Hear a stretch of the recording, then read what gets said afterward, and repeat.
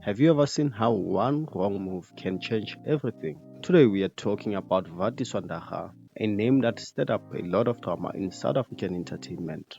Vatiswa went on TV and radio to speak about how bad Connie Ferguson and her late husband, Shona Ferguson, were treating her. But was this a brave move or a big mistake? In this video, we'll dive into Vatiswa's story. How did she end up in a fight with the Fergusons? And why is she struggling to find work now? Stay with us as we explore it all, starting with who is Vatiswa. She's one of the most talented actors in South Africa. Vatiswa was a radio DJ working for big stations including Highfield. She auditioned for Generations and they hired her. But she had to quit her well-paying job at Highfield Stereo and she did just that. Vatiswa quit her well-paying job on radio and became an actor. But many people did not know her until she played Vuyo's mother in SABC's Home Affairs. Vuyo's mother was a careless mother who gave up on life and turned to alcohol. Vatiswa won the hearts of many television viewers playing that character, and she was finally regarded as one of the best actors in Mzansi at that time.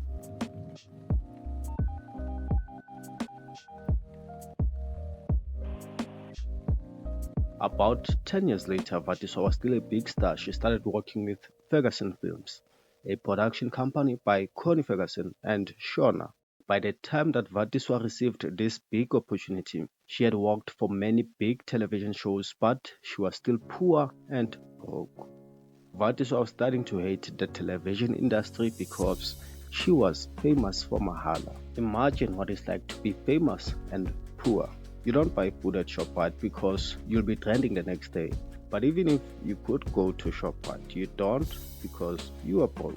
But everyone thinks you are rich because they see you on TV. They don't know that you don't even have a car. You are taking a taxi back home, and that is another stress because when that was Vatiswa's life. But here's a big opportunity of working with the Fergusons in Ikas. Vatiswa thought this was it. Finally, she could be paid what she deserves only if they made this project work. She poured out her heart and soul in Ikas, where she played Noma Russia. Ikas was a huge success. Remember that this is a show that was only supposed to last for one season, but it was too successful and they made season 2. Season 2 was even better and they were about to film season 3. That's then when Vatiswa set her foot down and said she's not doing this anymore.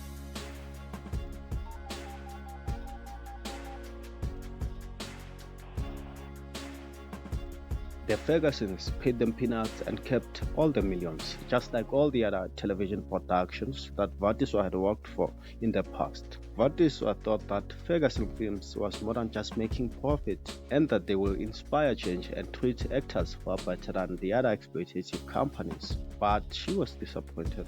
About 80% of South African actors earn about 1,000 to 20,000 a month and have no royalties. Those with about 5 years experience earn as little as 27,000 per month, but that's if they get to work every day and most of them don't.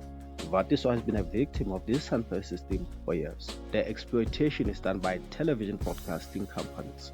For season 1 of Igazi, Vatiswa was the lead actor and she was paid 110,000. The acting agency also wanted their cut and she has debited others. Vatiswa said she took home roughly 50,000 rands for filming the first season of Igazi, but at least Yana, she's the lead role. That's why she took home about 50,000 rands after deductions. What about the other actors? That was Vatiswa's problem. They were exploited and underpaid by the Ferguson Films. Their employers are making heavy millions using these actors to tell their stories. They are rich, but the actors are poor.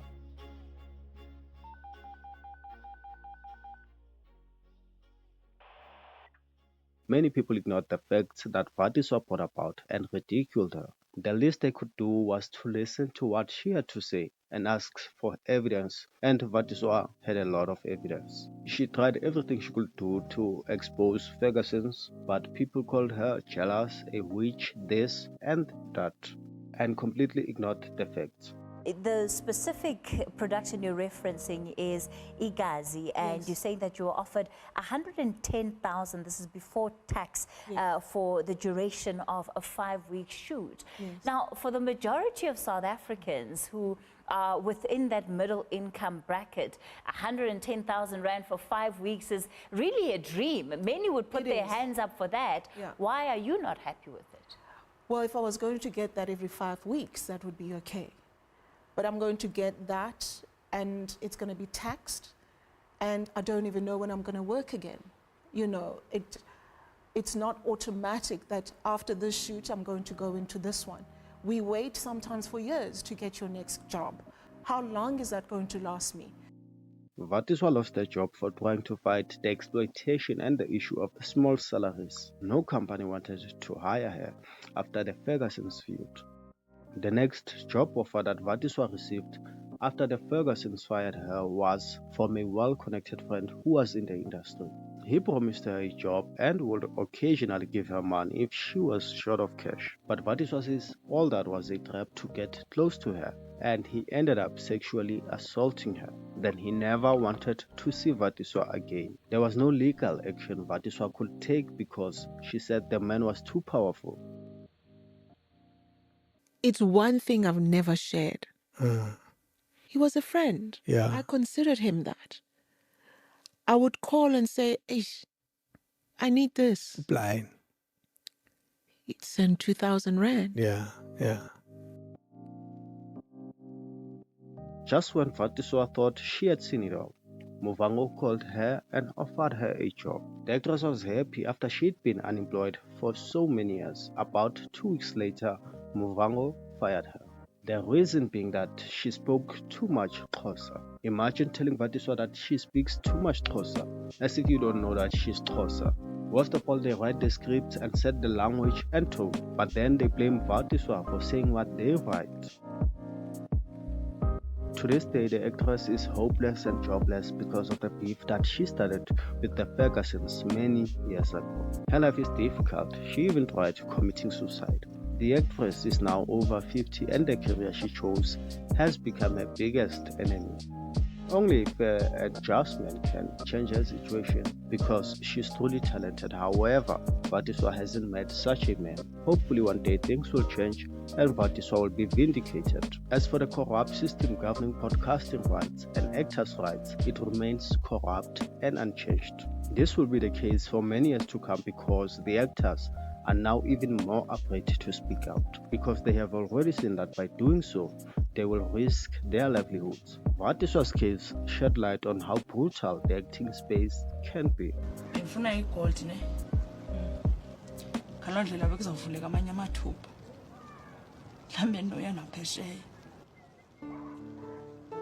Kodwa ke khange yenzeke loo nto, ndinaphumla amathuba.